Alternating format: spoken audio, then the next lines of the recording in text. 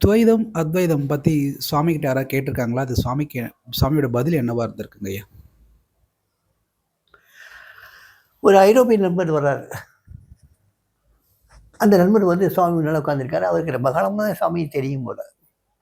உட்காந்துட்டே இருக்காரு. சுவாமி மற்ற எல்லா டிவோட்டீஸோடையும் பேசிட்டு இருக்காரு. அவங்களுடைய வாழ்க்கை இதை கேட்குறாரு. அவங்களுடைய வாழ்க்கையில் வரக்கூடிய அத்தனை நல்லது கெட்டதுகளை பூராவுமே கேட்டு வரார். கேட்டு வர வர வர வர இந்த ஐரோப்பியருக்கு வந்து என்ன இவர் எல்லாம் முற்றுமனதவன் ஞானிங்கிறாங்க.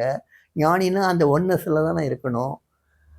ஏன்னா இவர் வந்து எல்லாத்தையும் சகஜமாக பேசுகிறாரு. எத்தனையோ விஷயங்களை பற்றி பேசுகிறார்.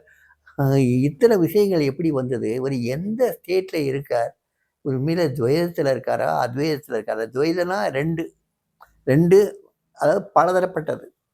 நான்கிறது வேற, நீங்கிறது வேற, அவருங்கிறது வேற, எல்லாம் வெவ்வேறு ரூபங்களாக பார்க்கறது. இது துவைத்தம். அத்வைதங்கிறது எல்லாத்தையும் ஒன்றா பார்க்கறது, ஏகமாக பார்க்கறது. ஸோ இவர் என்ன ஸ்டேட்டில் இருக்காருன்னே தெரியலையே. ஆனால் எல்லாருமே சொல்கிறாங்க இவர் பெரிய ஞானி, இவர் வந்து காட் ஷேடுன்னு சொல்கிறாங்களே, இவர் வந்து முற்றும் உணர்ந்த ஞானிங்கிறாங்களே, இவருக்கும் தெய்வத்துக்கும் எந்த ஒரு விதமான பிரிவினையும் கிடையாது, 2 பேரும் ஒன்று தான் சொல்கிறாங்களே, இவர் என்ன ஸ்டேட்டில் இருக்காருன்னே தெரியல அப்படின்னு இவர் மனசுக்குள்ள நினச்சிட்டு, கொஞ்சம் ஒரு சந்தர்ப்பம் கிடைக்கும்போது இவர் மெதுவாக கேட்குறாரு, சாமி எனக்கு ஒரு கேள்வி இருக்குது, கேட்டால் தப்பாக எடுத்துக்க மாட்டீங்களே அப்படின்னு சொல்லி கேட்குறாப்புல. Already you can ask this question, நீ கேளுங்க அப்படின்னு சொல்லுவார் சாமி. அப்போ மெதுவாக கேட்பார், சாமி இங்கே நடக்கிறதெல்லாம் பார்த்தா எனக்கு ஒரு சந்தேகம் வருது சாமி அப்படிம்பாப்புல. என்ன சந்தேகம்னு கேட்பாப்புல. நீங்கள் துவைதத்தில் இருக்கீங்களா அத்வைதத்தில் இருக்கீங்களா சாமின்னு கேட்பாப்புல. சாமி சிரிப்பார், அப்படி ஒரு சிரிப்பு சிரிப்பார். சிரிச்சுட்டு சொல்லுவார், சம்வேர் இன் பிட்வீன் அப்படிம்பார். அந்த 2 நிலைக்கு நடுவில் எங்கேயோ இருக்கேன்பார்.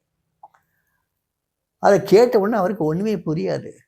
அப்புறம் மெதுவாக சொல்லுவார், whenever my father gives some work, எப்பெல்லாம் அப்பா இந்த பிச்சைக்காரனுக்கு வேலை கொடுக்குறாரோ அப்போல்லாம் இந்த பிச்சைக்காரன் வந்து துவைதத்தில் இருப்பாப்புல. அப்பாவுக்கு வேலை ஒன்றும் இல்லைன்னா இந்த பிச்சைக்காரன் அப்பாவோடய இருப்பாப்புல, அத்வைதத்தில் இருப்பாப்புல அப்படின்னு சொல்லிட்டு முடிச்சுக்குவார். முடிச்சுட்டு ஒரே சிரிப்பு. அவரை கூப்பிடுவார், ஒரு பழத்தை எடுத்து கொடுப்பார், அனுப்பிச்சிடுவார். அழகான சம்பவம் இது. அப்பா எப்பெல்லாம் வேலை கொடுக்குறாரோ அப்பெல்லாம் அந்த வேலையை பார்ப்பார். அப்போ துவைதத்தில் இருப்பார். அப்பா வேலை எதுவுமே இல்லையா, இந்த பிச்சைக்கார அப்பாவோடய இருப்பார். அது அத்வைதம். ரொம்ப சுலபமான பதில் இல்லை? இந்த மாதிரி ஒரு பதில் வந்து எந்த ஞானி இது வரைக்கும் யாரும் இவ்வளோ சுருக்கமாக, இவ்வளோ சிம்பிளாக, எளியோருக்கும் என்னை மாதிரி ஒரு அறிவில்லாதது கூட புரிஞ்சுக்கிற அளவுக்கு சொல்லியிருக்காருல. எவ்வளோ எப்பேற்பட்ட காரியம் அது, எப்பேற்பட்ட ஒரு விஷயம், எவ்வளோ எளிமையாக சொல்லியிருக்காரு.